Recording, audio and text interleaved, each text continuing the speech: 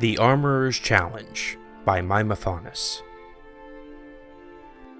300 years ago, when Kataraya became Empress, the first and only Dunmer to rule all of Tamriel, she faced opposition from the Imperial Council. Even after she convinced them that she would be the best regent to rule the Empire while her husband Pelagius sought treatment for his madness, there was still conflict. In particular from the Duke of Vengetto, Thane Minglemire, who took a particular delight in exposing all of the Empress's lack of practical knowledge. In this particular instance, Kataraya and the Council were discussing the unrest in Black Marsh, the massacre of Imperial troops outside the village of Armanius. The sudden swampland and sweltering climate, particularly in summertide, would endanger the troops if they wore their usual armor. "I know a very clever armorer," said Kataraya. "His name is Hazadir, an Argonian who knows the environments our army will be facing. He knew him in Vivec, where he was a slave to the master armorer there, before he moved to the Imperial City as a freed man. We should have him design the armor and weaponry for the campaign." Minglemire gave a short, barking laugh. "She wants a slave to design the armor and weaponry for our troops. Cyrillus is the finest armorer in the Imperial City. Everyone knows that." After much debate, it was finally decided to have both armorers contend for the commission.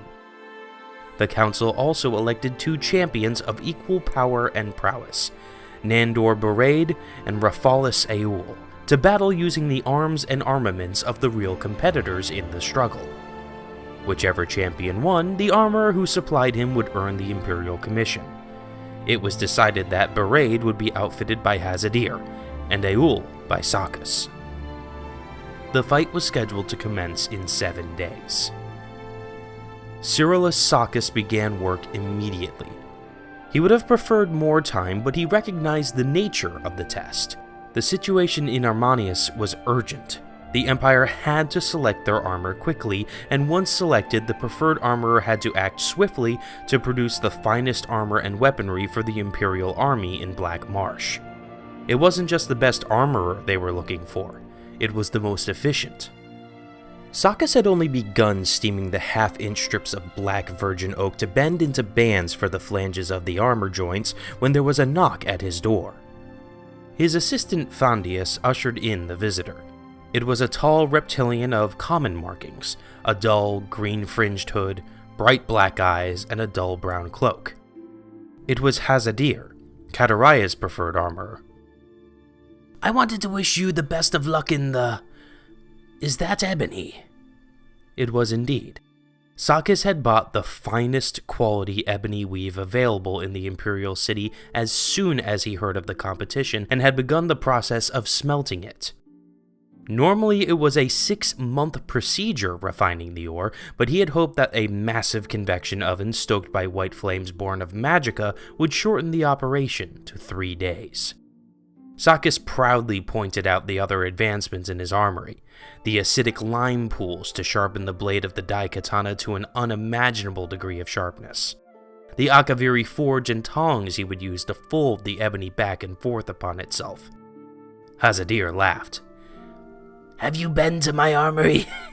It's 2 tiny smoke-filled rooms.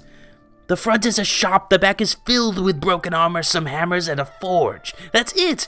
That's your competition for the millions of gold pieces in Imperial Commission." "I'm sure the Empress has some reason to trust you to outfit her troops," said Cyrillus kindly.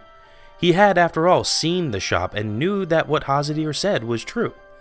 It was a pathetic workshop in the slums, fit only for the lowliest of adventurers to get their iron daggers and cuirasses repaired. Sakis had decided to make the best quality regardless of the inferiority of his rival. It was his way, and how he became the best armorer in the Imperial City. Out of kindness and more than a bit of pride, Sakis showed Hazadir how, by contrast, things should be done in a real professional armory. The Argonian acted as an apprentice to Sakis, helping him refine the ebony ore and pound it and fold it when it cooled. Over the next several days, they worked together to create a beautiful daikatana with an edge honed to a keen, sharp enough to trim a mosquito's eyebrows, and a suit of armor of bound wood, leather, silver, and ebony to resist the winds of oblivion. On the day of the battle, Sakis, Hazadir, and Phandius finished polishing the armor and brought in Rothus Eul for the fitting.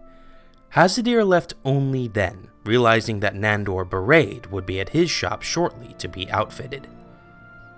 The two warriors met in the arena in the Imperial City with an audience of the Empress and the Imperial Council 2 hours later. From the moment Sakis saw Eul in his suit of shining ebony and daikatana blazing, and Baraid in his collection of dusty, rusted merchandise from Hazadir's shop, he knew who would win. And he was right. The first blow from the daikatana lodged in the soft shield, as there was no metal trim to deflect it. Before Eul could pull his sword back, Baraid lashed out with his long sword at the weak points in the armor. It was the perfect weapon to perforate the joints. Eul retrieved his sword and slashed at Baraid, but his armor was scaled and angled, and the attacks rolled off like water. When Eul's armor began to fall off, the Empress and the Council, out of mercy, called a victor. Hazadir received the commission, and thanks to his knowledge of Argonian battle tactics and weaponry, and how to best combat them, he designed implements of war that brought down the insurrection at Armanius. Kataraya won the respect of the Council, and, even grudgingly, that of Thane Minglemire. Cerolus Sakis went to Morrowind to learn what Hazadir learned there, and was never heard from again.